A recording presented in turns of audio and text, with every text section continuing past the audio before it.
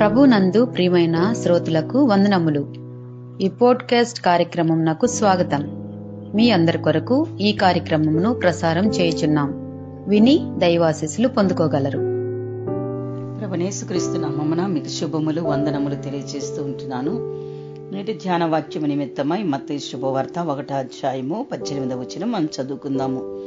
యేసుక్రీస్తు జనన విధానం ఎట్లనగా ఆయన తల్లి అయిన మరియా యోసేపునకు ప్రదానము చేయబడిన తర్వాత వారి ఏకము కాకమునుపు ఆమె పరిశుద్ధాత్మ వలన గర్భవతిగా ఉండెను. ఆమె భర్త అయిన యోసేపు నీతిమంతుడయుండి ఆమెను అవమానపరచనొల్లక రహస్యముగా ఆమెను విడనాడ ఉద్దేశించెను. అతడు ఈ సంగతులను గురించి ఆలోచించుకొనుచుండగా ఇదిగో ప్రభుదూత స్వప్నమందు అతనికి ప్రత్యక్షమై, దావీదు కుమారుడైన యోసేపు, నీ భార్య అయిన మరియను చేర్చుకొనుటకు భయపడకము. ఆమె గర్భము ధరించినది పరిశుద్ధాత్మ వలన కలిగినది.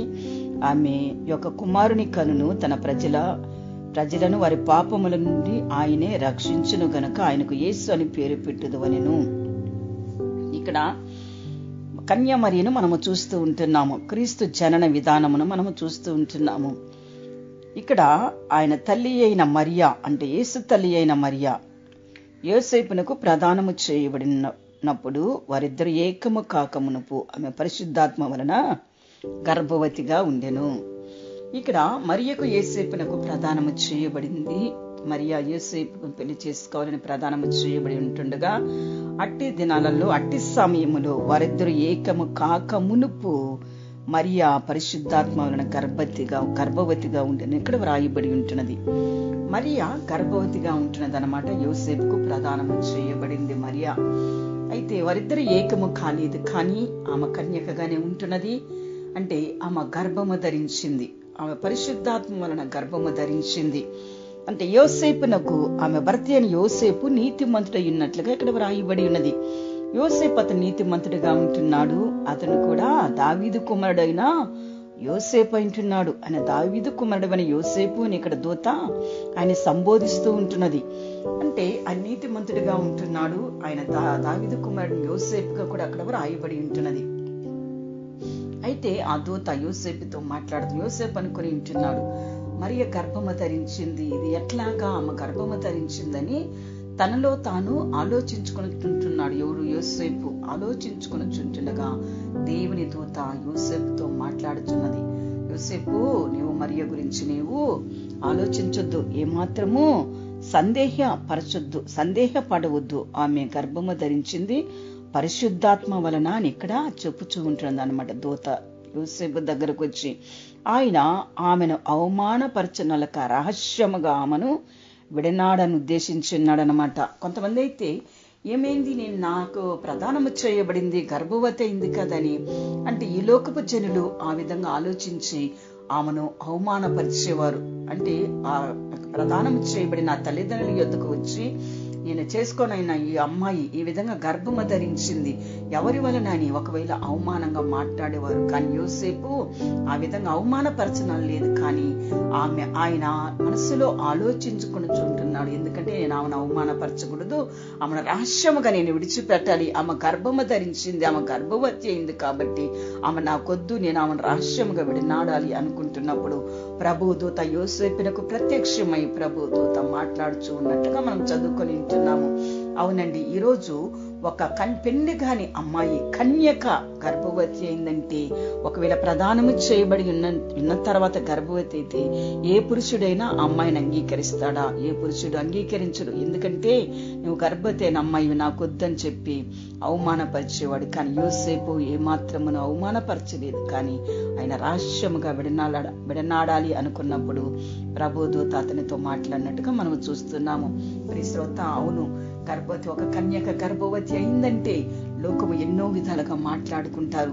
ఆనాడు పాత నిబంధన కాలంలో అయితే అంటే పెళ్లిగాక ముందు కన్యక ఆమె గర్భవతి అయిందంటే అనేకులు ఆ పాత నిబంధన కాలంలో రాళ్లతో కొట్టి చంపబడాలి.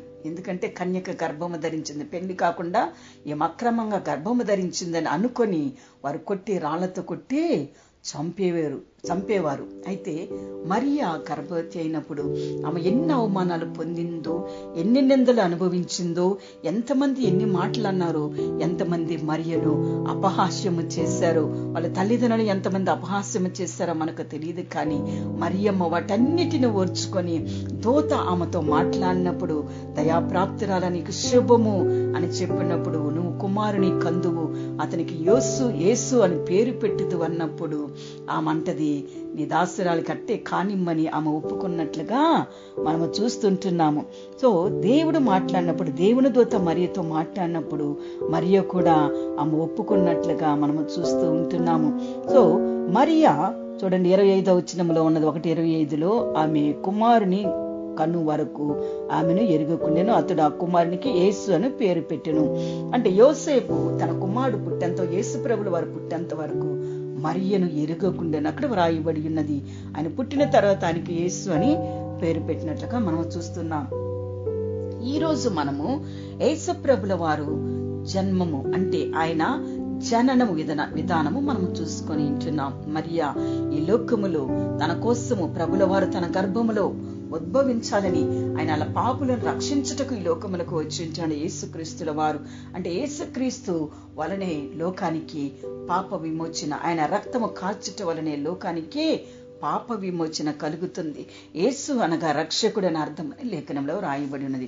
ఆ రక్షకుడు, ఆ ప్రభు నా గర్భమున ఉద్భవిస్తున్నాడు, ఆ ప్రభు నా గర్భమున పుట్టుచున్నాడని మరియమ్మ ఏమాత్రము ఆమె భయపడకుండా, సందేహపడకుండా ఆ యొక్క దూత చెప్పిన ప్రకారము ఆ మాటకు విధేయురాలై దేవుడు తనకు యేసు ప్రభును ఈ లోకములోనికి ఆమె జన్మనిచ్చటానికి కారకురాలైంది. ప్రియ శ్రోత, ప్రియ సహోదరుడా, ప్రియ శ్రోత, ఈ సమయమందు యేసు నీ రక్షకుడిగా ఉంటున్నాడా? యేసు నీ దేవుడిగా ఉంటున్నాడా? యేసు నీ ప్రభువుగా ఉంటున్నాడా? యేసును నీ సొంత రక్షకుడిగా అంగీకరించి ఉంటున్నావా? పండగ రోజు అని చెప్పేసి స్టార్లు కట్టుకోవడం కాదు, కానీ నీ హృదయంలో యేసు పుట్టి ఉన్నాడా లేదని ఈరోజు మనం పరీక్షించుకోవాలి. క్రీస్తు నీ హృదయంలో పుట్టున్నట్లయితే, క్రీస్తు నీలో ఉదయించున్నట్లయితే నీవు అనేకులకు ఒక స్టార్ గా నువ్వు మారాలన్నమాట. దానియేలు 12:3లో రాయబడిన ప్రకారముగా ఎందరైతే ఆ యొక్క నీతి మార్గములో నడిపింపజేస్తారో వారు ఆకాశం మందుల జ్యోతుల వలె ప్రకాశించదరని అక్కడ వ్రాయబడి ఉన్నది. సో ఈ రోజు నువ్వు దేవుని బిడ్డగా, నువ్వు దేవుడి నీ హృదయములో నువ్వు ఉన్నట్లయితే నీవు అనేకులకు ఒక స్టార్ గా, ఒక జ్యోతిలాగా ఈ లోకములు వెలుగుతూ అనేకులను ఆ యొక్క దేవుని యొద్దకు నువ్వు నడిపించవలసిందిగా దేవుడి సమయమందు మాట్లాడుచున్నాడు.